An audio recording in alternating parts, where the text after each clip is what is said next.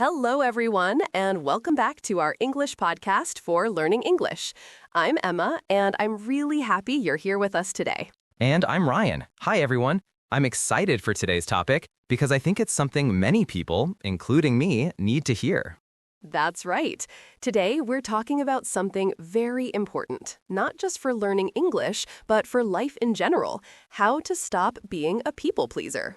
People pleaser? That sounds interesting. What does that mean exactly? A people pleaser is someone who always tries to make everyone happy, even when it means they feel uncomfortable or do things they don't really want to do. Oh, I think I might know that feeling.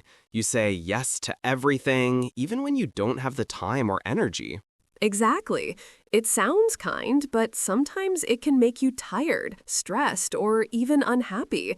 So today, we'll talk about how to stop doing that and how to build more confidence when you speak and make decisions, both in English and in life. I like that. I think it's something a lot of people deal with, especially if they want to be liked or accepted. Absolutely.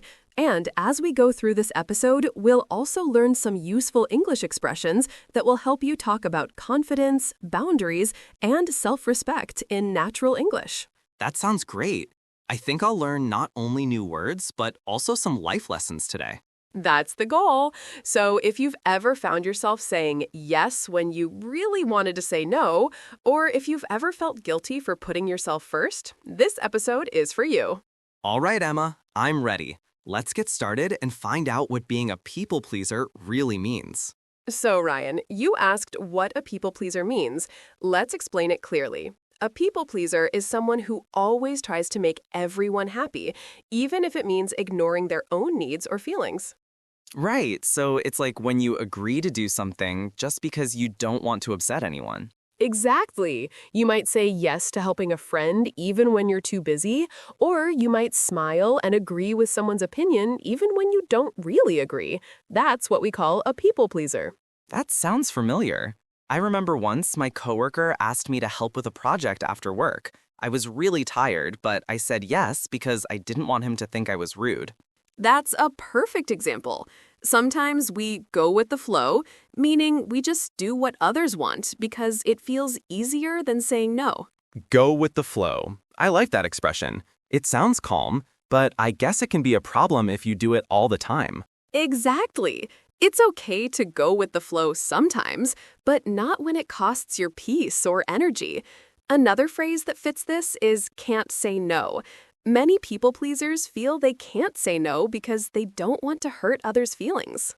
So it's not about being weak. It's more about wanting to be liked and accepted. That's right.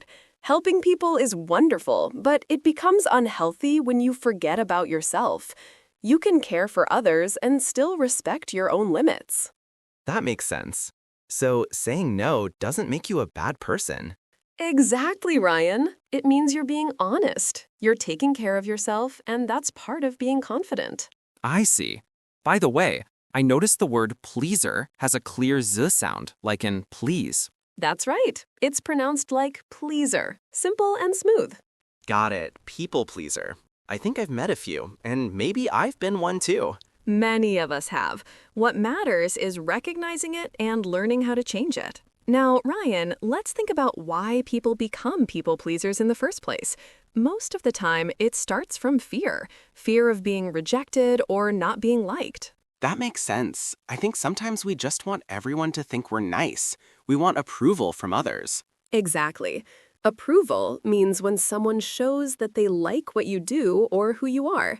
Many people pleasers depend on that approval to feel good about themselves. So if no one gives them approval, they start to feel nervous or not good enough. Right.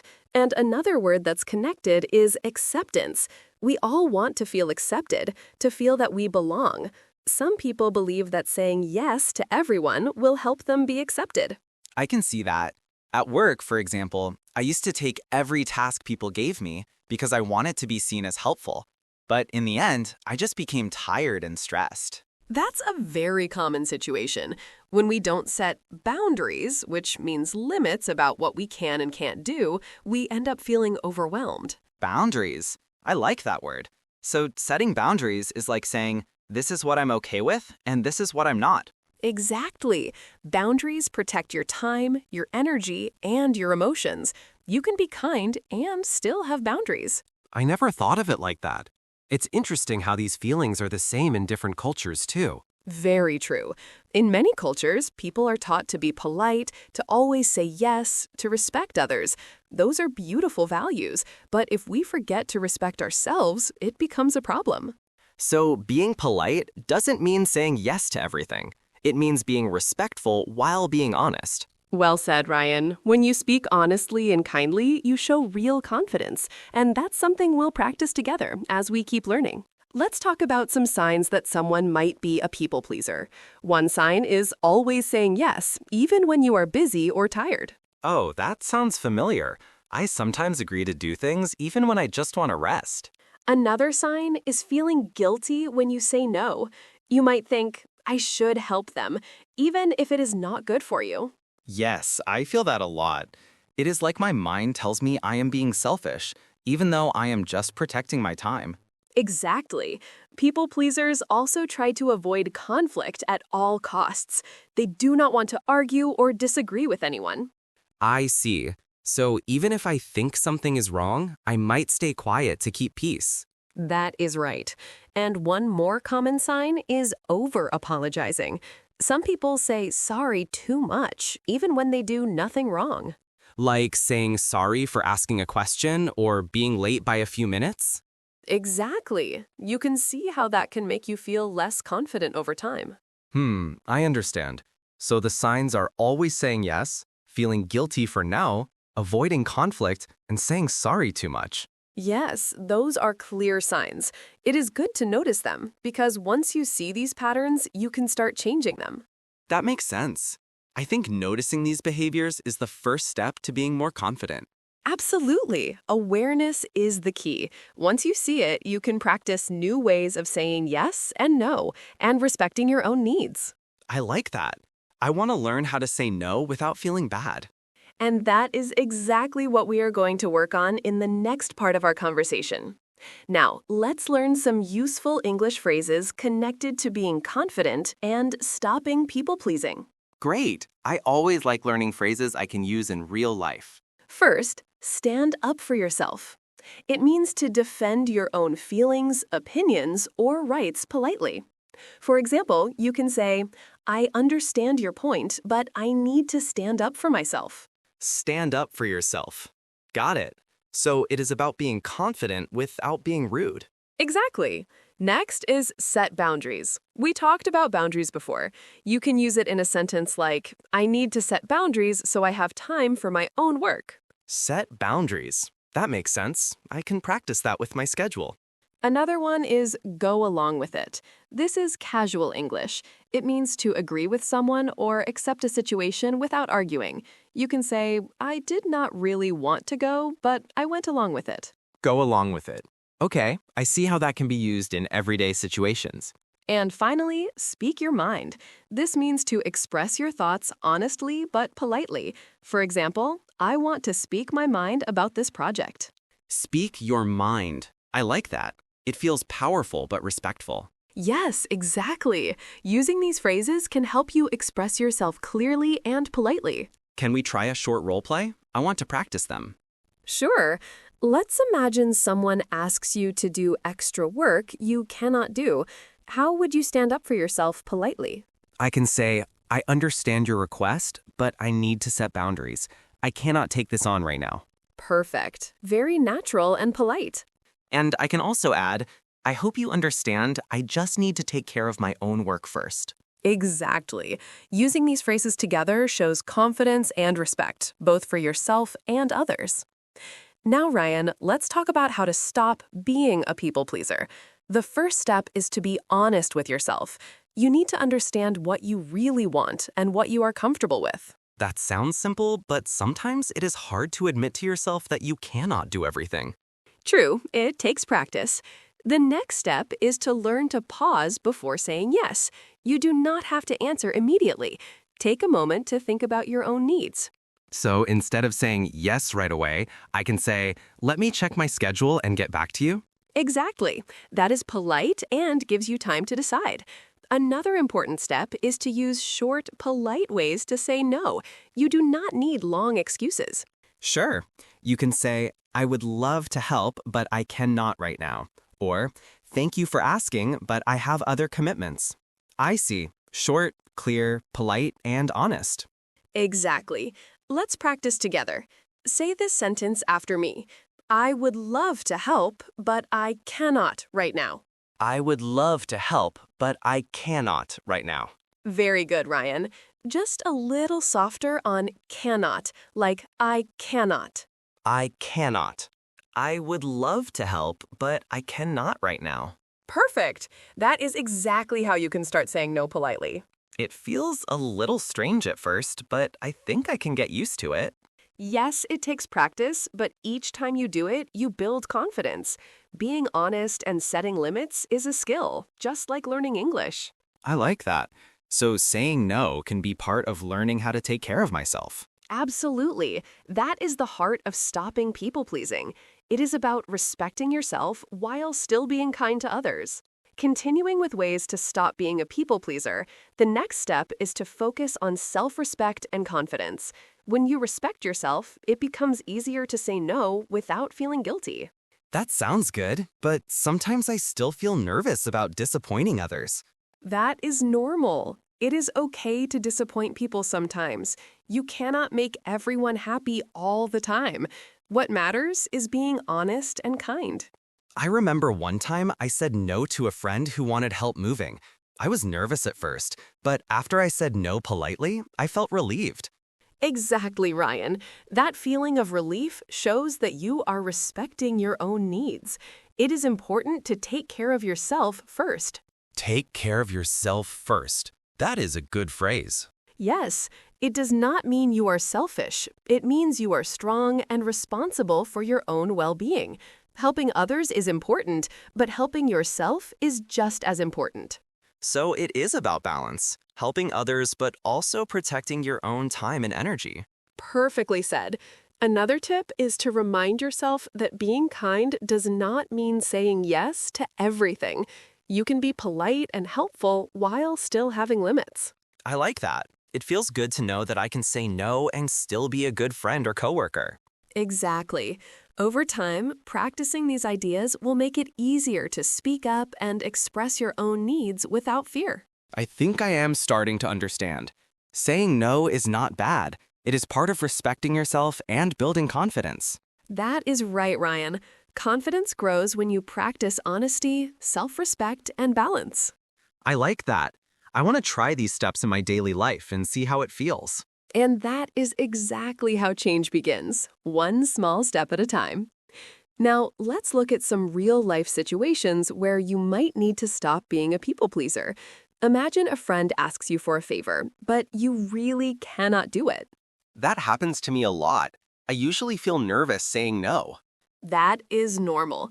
The key is to stay calm, respectful, and confident. You can use polite phrases we learned, like, I would love to help, but I cannot right now, or I need to take care of myself first. I see. So the tone is just as important as the words. Exactly. If you say no kindly but firmly, people will understand. You do not need to apologize too much or make excuses. Okay, I can say, thank you for asking, but I have plans this weekend and cannot help. Of course. Let's say your friend wants you to help move boxes this weekend, but you have plans. Okay, I can say, thank you for asking, but I have plans this weekend and cannot help.